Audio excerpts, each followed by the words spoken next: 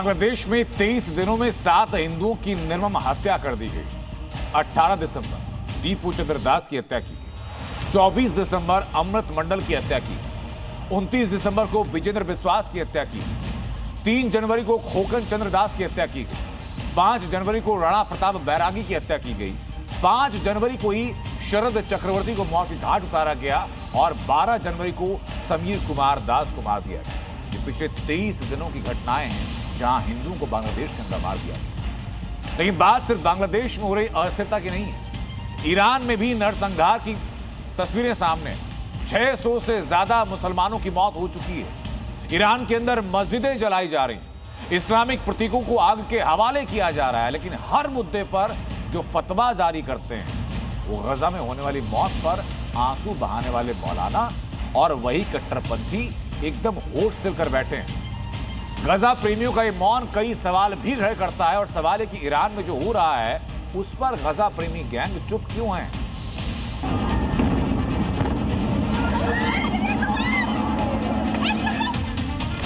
Gaza में Israel ने हमला किया तो भारत के भाईजान दर्द से छटपटाने लगे।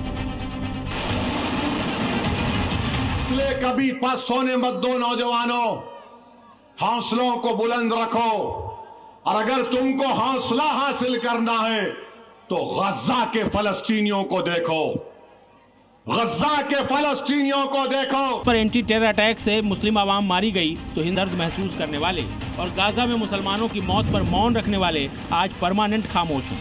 ईरान में 600 से ज्यादा मुसलमानों की मौत हो चुकी है, मगर उनके लिए इन गाजा प्रेमियों के आंसू नहीं निकल रहे। जानते हैं क्यों? क्योंकि ईरान में जालिम भी मुस्लिम है और जुल्म झेलने वाला भी मुस्लिम है। लेकिन गाजा में इनका विलेन एक गैर इस्लामी शख्स और गैर इस्लामी मुल्क है। यही वजह है कि मजहब के नाम पर सिंपैथी का सारा नैरेटिव टूट जाता है।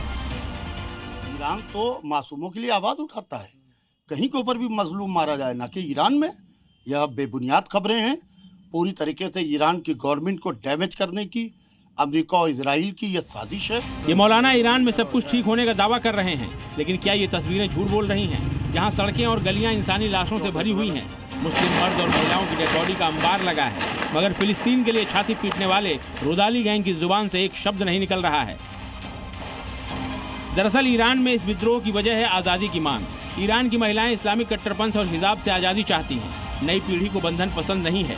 ये नए दौर के साथ आगे बढ़ना चाहते हैं। क्या यही वजह है कि गाजा में मुस्लिमों की मौत पर आंसू बहाने वाले आज ईरान में हो रहे नरसंहार पर चुप्पी साधे हुए हैं?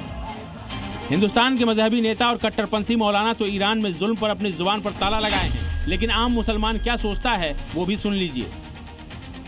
एक जगह गृह युद्ध जैसे हालात हैं और एक जगह एक जुल्म जैसे हालात हैं, तो दोनों में अंतर है। जैसे फिलिस्तीन के लिए आवाज उठाई गई थी उस तरीके से ईरान के लिए भी उठानी चाहिए।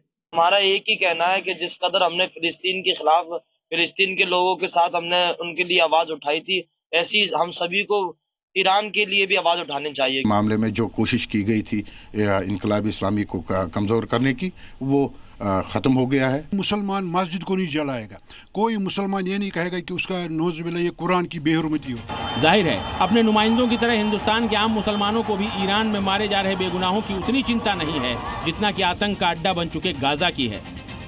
ब्यूरो रिपोर्ट, जी मीडिया।